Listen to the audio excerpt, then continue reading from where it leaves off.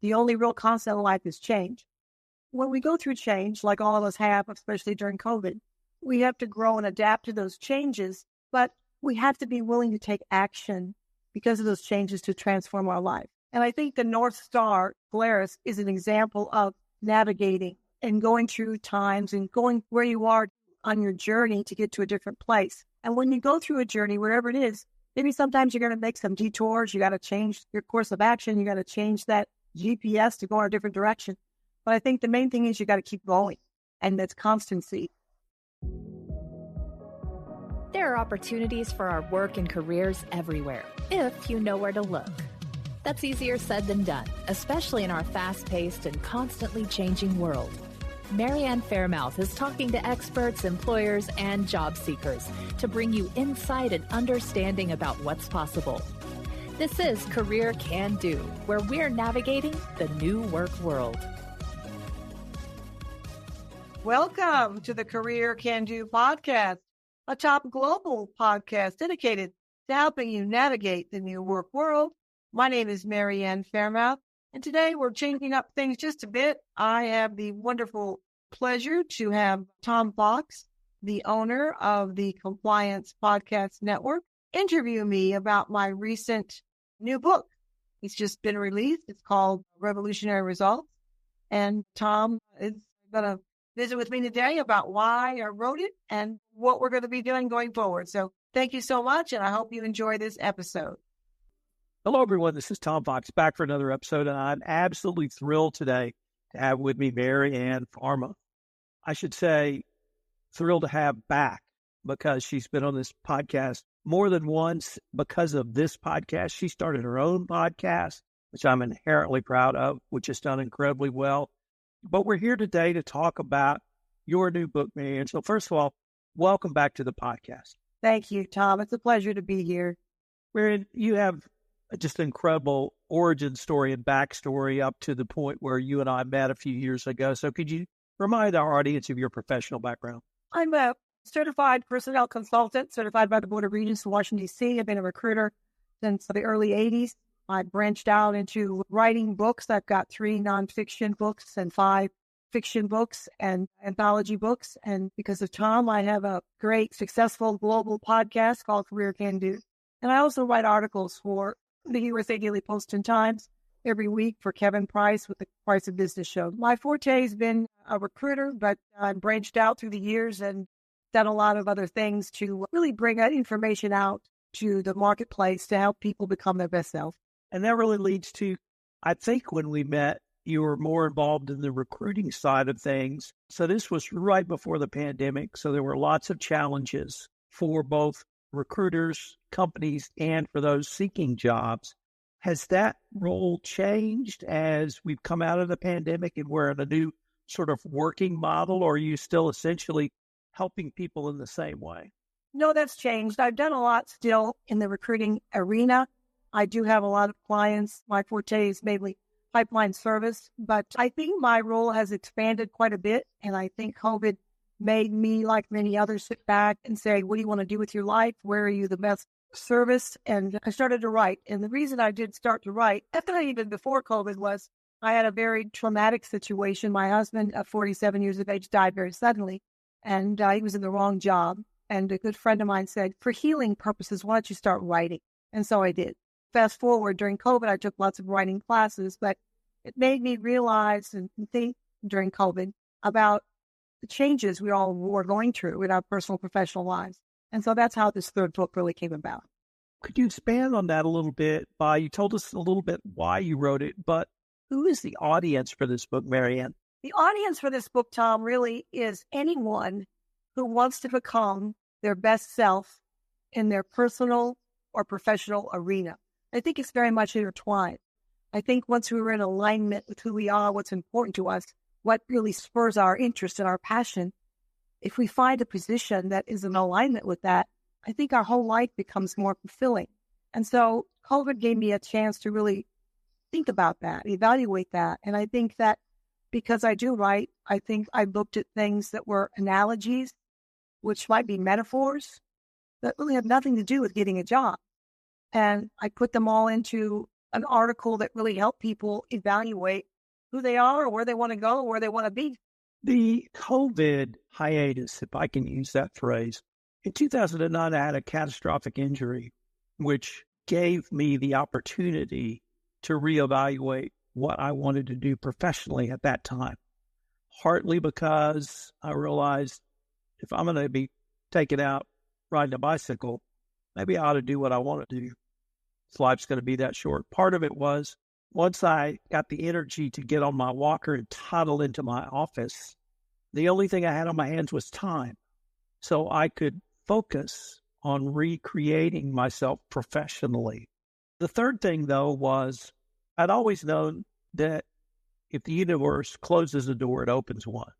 What I didn't fully appreciate until that time was you have to have the courage to walk through it. My experience in COVID was, having had that catastrophic injury, I didn't need or want to sort of reevaluate my life's purpose, but it presented an opportunity to me in the podcast arena to expand a passion business into a for-profit business. So the Compliance Podcast Network existed before COVID, but because of marketing needs for businesses during COVID, I was able to expand that. You talked about those people who rethought their life purpose. I've heard your story before about your husband and how that caused you to rethink that. Do you think that people rethought their life's purposes, or were there some, perhaps like me, that business opportunity presented itself, and because of the preparation I'd done beforehand, I was able to accept that business challenge?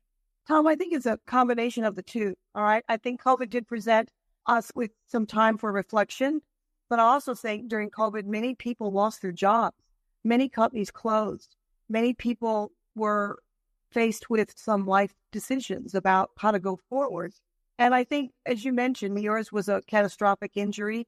And I think sometimes we can look at things that happen to us in a way that, oh my God, this is horrible. But yet, what does it open up for us to do going forward? And more importantly, how can we use what's happened to us to help somebody else? And I think you've done that. I think I've done that. And I think it's about contributing to the world. I mean, my feeling is we can all be super successful, but if we don't do something with that success and help somebody else, is it really that worthwhile? For me, anyway, it means taking what you've learned, the lessons you've learned, and that's what this book is about, and contributing them to the greater good for others to learn. Does that make any sense? It does.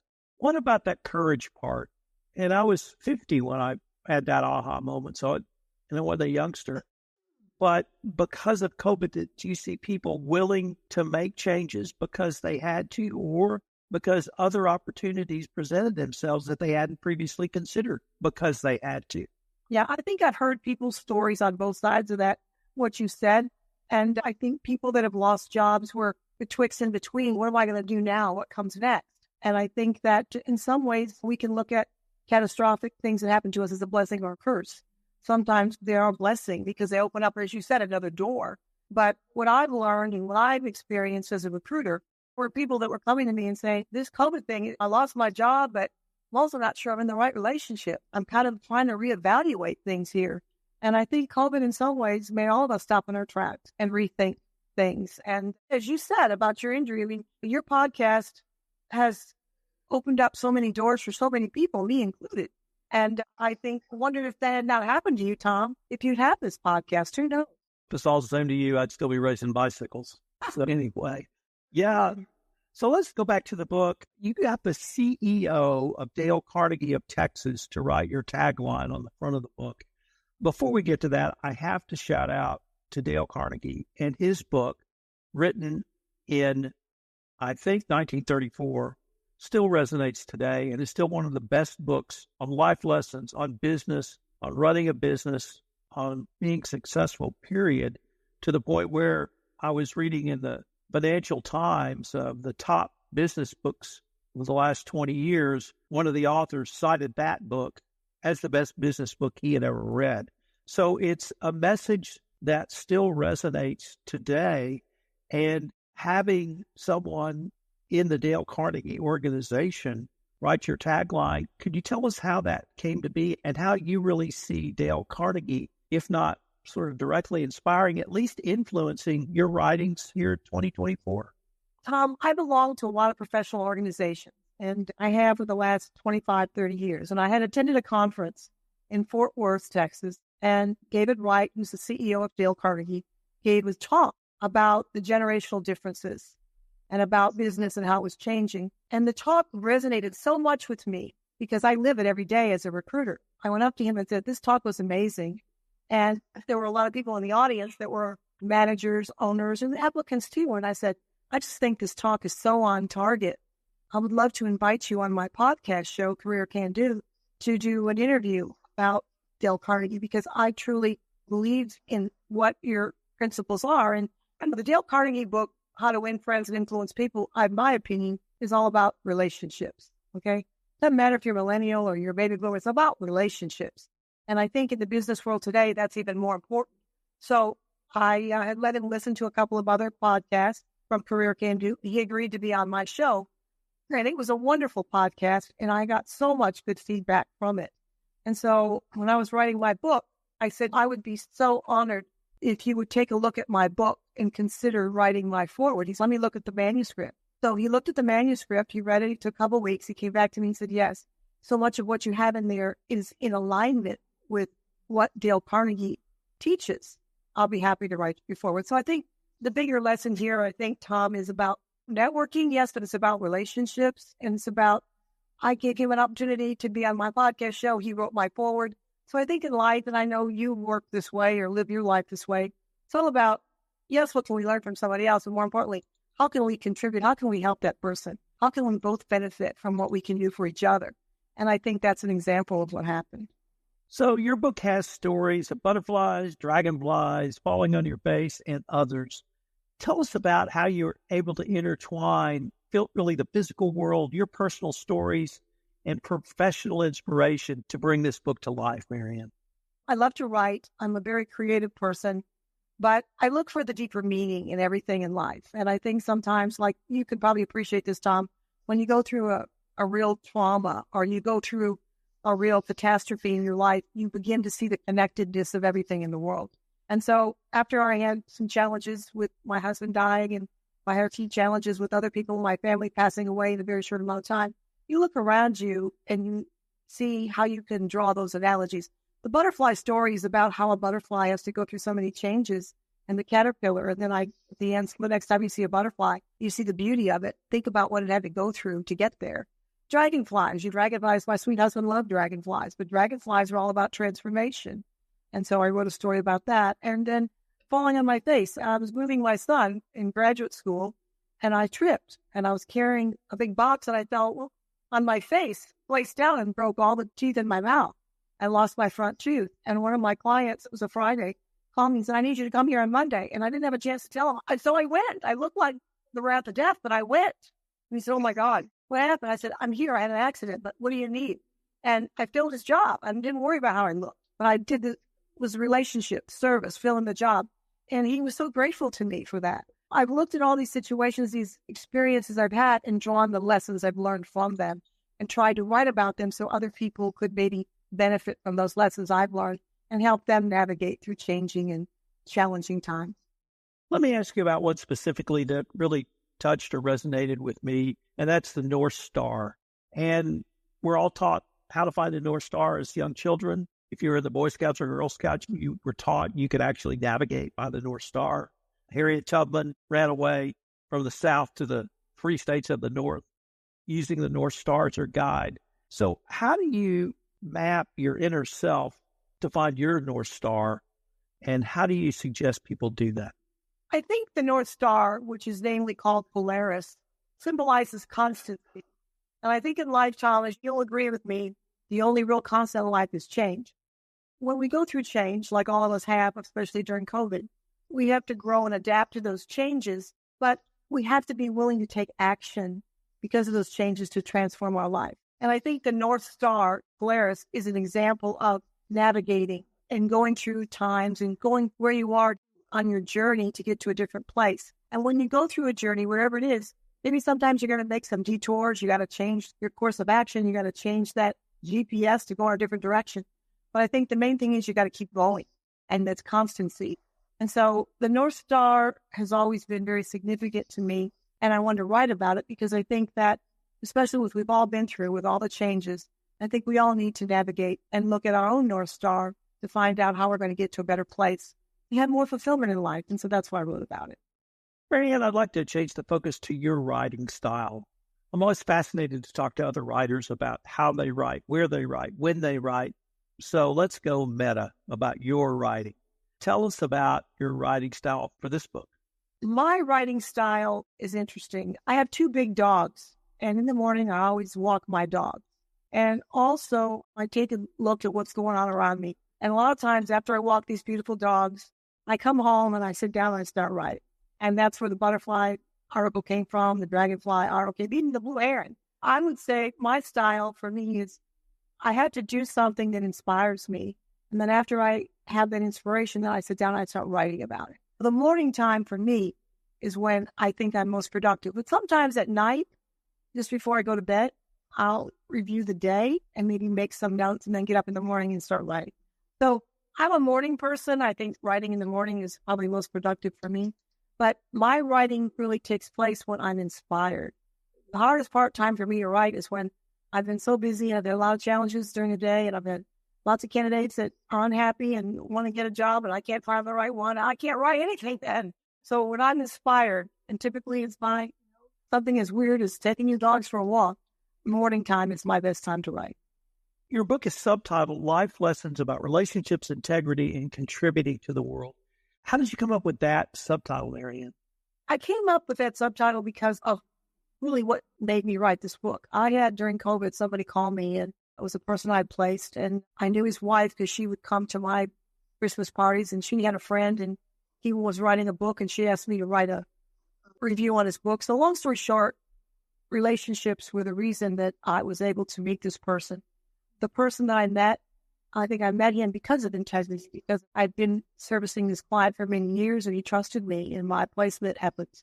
And then contributing to the world, I think this person really inspired me for what he does to help others and contribute to the world. So I think it was the reason the tagline is what it is, because this book is about because of those things, because of the relationships I had with my client, because of a relationship a person had with a friend, because of integrity of doing my job in a way that helps others, that's for honest and true reasons. And then contributing to the world. I think that helping others, not always getting something back immediately, or sometimes not getting something back, but helping somebody else. It's about contributing to the world. Those things are really what I'm about. And so I thought it'd be interesting to put articles in my book that reflected those things. Do you use long-form articles or other postings, LinkedIn, blog posts, anything, newspaper articles, as a part of your creative process for your book, or do you just sit down and write the book? I have to say, during COVID, I took many writing classes. There's a wonderful writing teacher. His name is Max Reagan, and I've taken many classes from him. His website's Holoduck Press, and I've taken many classes from him. And I think those classes during COVID did inspire me, and also the people I met on Zoom from all over the world that were authors and writers inspired me. I think my writing has come about, started out, as I mentioned earlier at the beginning of this podcast, as a healing journey. I had some grief, and a friend of mine said writing for healing sometimes helps you get the grief out, and helps you. But then expanding that, perfecting that craft, taking classes, being with other people and learning from what they've done, how they've written. And then I read all the time, all right? I love Harvard Business Review. I love Forbes. I love Success Magazine. And reading inspires me as well. And also reflecting back on some of the experiences I've had. So I have to say my writing probably is a combination of classes and reading and hearing stories from other people and experiences I've had in my own life that have helped me become better and more willing to help others. Does that make any sense? It does. Everything you say makes sense to me, Mary Ann. So, Mary Ann, do you think every professional needs a book, or every consulting professional, or every professional in the field we're in needs a book? Or if someone came to you and said, I'm thinking about a book, what do you think, Mary Ann? I think a book is your calling. I don't think a book is any claim to fame. I think it's in addition to what you do as a professional. Is it a must be or must have or must do? I don't know about that. But I think it is a way to expand your network. And I don't know if every professional needs a book, but I think writing is a good way to, if nothing else, process things for yourself. So For me, writing has been, I've always loved to write. Even when I was a little girl, I used to write in my diary. I always used to write. I think writing is a way of healing. It's a way of growing as a person. But to answer your question, does every single professional need a book? I'm not so sure about that. But writing is a way to get more in touch with who you are and to be able to grow and expand. Mary Ann, the physical meeting for the first time you and I had is still one of my favorite stories. And we both had different backstories to that meeting, but it really yielded something perhaps neither one of us could have anticipated. So I want to tell our audience about that from both of our perspectives. So I'll just set it up with, we were both at a National Speakers Association annual meeting in Houston. It was a keynote speech. I came in and Mary Ann was sitting at a table, and for reasons still unknown to me, I plopped down next to her. So that's the setup. Why don't you tell the audience about your journey there and what, it's meant for you since then, and then I'll fill in mine. Okay. I almost didn't go to that conference. I've been attending the NSA conferences for many years, all over the country.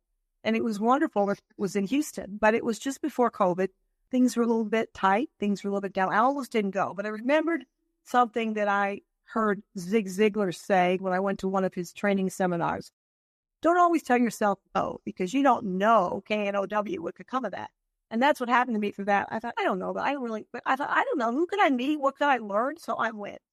And I came, you sat down next to me. We started talking. You told me what you did. I told you what I did. I had my books with me. I showed you my books. And call it serendipity, if you will. But I think that something inside of me made me go to that. And Tom, I feel so grateful that I was able to meet you and be on your show. And that because of that, I have my own podcast show. So I guess the message to our audience is don't tell yourself no all the time, because you don't know what can come of that. And I feel so blessed that I took a chance and went to that conference, even though the timing was so off. So that's my version of the story. Mine is really the serendipity plopped down next to you. And like I said, I still have no idea why I did. You were in sort of the back of the room. And anyway, as Mary Ann said, we started talking. I realized immediately she would bring great value to a podcast. And so I asked her if she would come on one of my pods, and she graciously agreed to do so. I think through that process, I really was able to convince her of the power of podcasting, and that led to her fabulous show, Career Can't Do, and a lot of other things. But it really shows, one, literally the power of serendipity. Two, how relationships, which you have no idea, we could probably not be as different than as night and day, yet we've been able to, if not co-create, inspire each other in ways that perhaps others haven't inspired us and given us both opportunities that we hadn't thought of or we didn't see before we met. And we're not partners. We're not joint venture partners. We don't have anything going together yet. I still draw inspiration from what you do. And like I said, you've got a great podcast out of it that's on my network. So I can't really think of a much better result than that. But I just want people to understand exactly what Mary Ann said. Don't say no, say, what can I know? K-N-O-W. And if she hadn't gone and if I hadn't plopped down, we wouldn't be doing this podcast today. Like I said, I don't know anything more than just serendipity. Yeah. And serendipity, I have to say, too, I need to give a shout out to Kevin Price that owns the Price of Business show. This was also the reason I write for him is also a story in serendipity, because it's somebody that introduced me to him. I met Kevin, and funny thing, Kevin is from my hometown of Detroit. So we're both Michiganders, and I start writing for Kevin, and it's been wonderful. I've really grown and expanded from that experience. I think what Tom is saying is true. Don't tell yourself no all the time, because you don't know, K-N-O-W. And my sweet dad used to always say, so what's the worst going to happen? If you fail, you're going to learn something from it. Goes back to that thing you talked about with courage. We're afraid of fear. We're afraid of failure. But I think give it your best shot. No matter what happens, you win or lose, you're going to learn something. And who do you know you're going to meet along the way? Just like one of my favorite movies of all time is The Wizard of Oz and Dorothy, the Tin Man, and all the three people she met. And she realized that those people that she met along the way helped her become even better than before that horrible tornado. Mary Ann, as we move towards the end of our podcast, I wanted to ask you, what's next? I'm excited to say that I'm doing a lot more keynote speaking. That's really exciting to me. I love to speak, public speak. I also am thinking of writing more fiction. I have some ideas to write some more fiction books. And I think the other thing is I love to travel. I took a European cruise last year, and that inspired me to write when I go on a cruise and get away from the computer for a while. I think speaking and writing more, and then doing workshops. So if I can take my many years of expertise and help somebody else and go into a group and do that, I think that's where I want to focus in the future. Mary Ann, before we leave, I wanted to ask you if our listeners wanted any more information on any of the topics we've touched on today, perhaps connect with you, and certainly check out your new book, where would be the best places for them to go? Everything is always on my website. It's faremouth.com, FAREMOUTH.com. You can also buy my books on Amazon.com.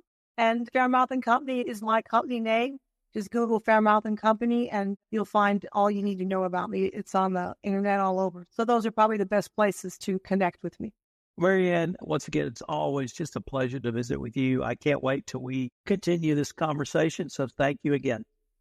It's always my pleasure. And I'm so grateful to be able to know someone like you and learn from you and to be involved with anything you do, because it's always top notch. And I learn a lot from you. So thank you so much, Tom. It's my pleasure.